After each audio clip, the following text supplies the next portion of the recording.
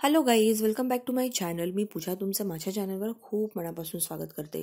छान थंडी पडलेली आहे आणि अशा थंडीच्या वेळेला संध्याकाळच्या वेळेला एक छान असं गरमागरम सूप प्यायची सगळ्यांचीच इच्छा होते या दिवसात. सो त्यानिमित्त मी आज टोमॅटो आणि कोथिंबीरीचा एक छान असा शोरबा दाखवणार आहे, ज्याला आपण म्हणू शकतो पातळ असं सूप आहे, घट्ट वगैरे काही नाही. खूपच छान लागतं हे संध्याकाळच्या वेळेला प्यायला. तुम्ही कधीही पिऊ शकता म्हणा. सो त्याच्यासाठी मी एका भांड्यात छान फोडणी करून घेते. आधी त्याच्यात आपण एक छान मोहरी जिरं घालणार आहोत. तुम्ही मोहरी स्किपही करू शकता.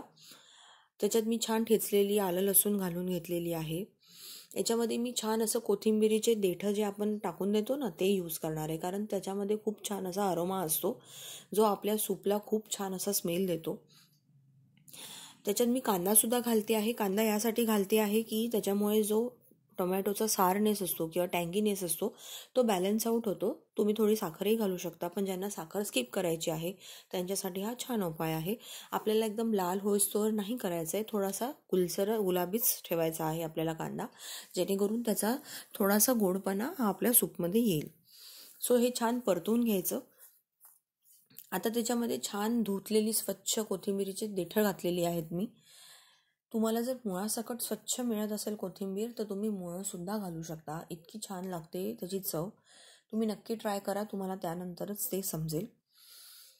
मी याच्यात क्रश धनेसुद्धा घातलेले आहेत. मी याच्यात छानपैकी मिरेपूडसुद्धा घालणार आहे. याने टेस्ट खूप एन्हान्स होते सूपची. सो हे छान एक 5 ते 7 मिनटं आपल्याला शिजू द्यायचं आहे. त्याच्यानंतर याच्यात मी मिरेपूड घातलेली आहे आणि नंतर आपण टमॅटो घालणार आहोत. आता मी इथे 3 लोकांसाठी करत आहे, तर मी 3 टमॅटोज घेतले होते. तुम्हाला जितकी क्वांटिटी बनवायची आणि किती लोकांसाठी बनवायची आहे त्यानुसार तुम्ही प्रमाण कमी जास्त हे करू शकता. थंडीच्या दिवसात संध्याकाळी आपल्याला काहीतरी गरम गरम पोटात गेलं पाहिजे अशी फार इच्छा होते, आणि नागपूर साईडला तर खूप थंडी आहे सध्या.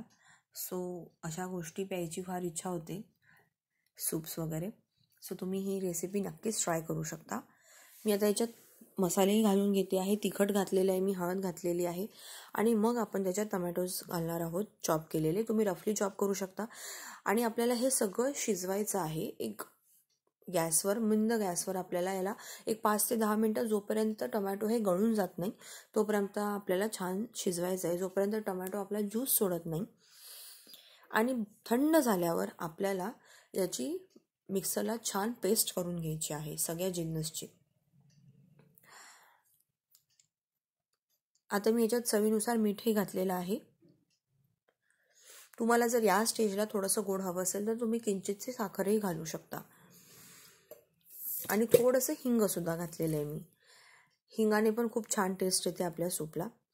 सो आता याला छान शिजवून आपल्याला मिक्सरला बारीक करून घ्यायचं आहे. तुम्ही बघत असाल मिक्सरला बारीक केल्यावर असं दिसतं. आता जे काही देठा आहेत किंवा मोहरी जिरं आहे, धने आहे, ते थोडेफार राहिलेले राहतात.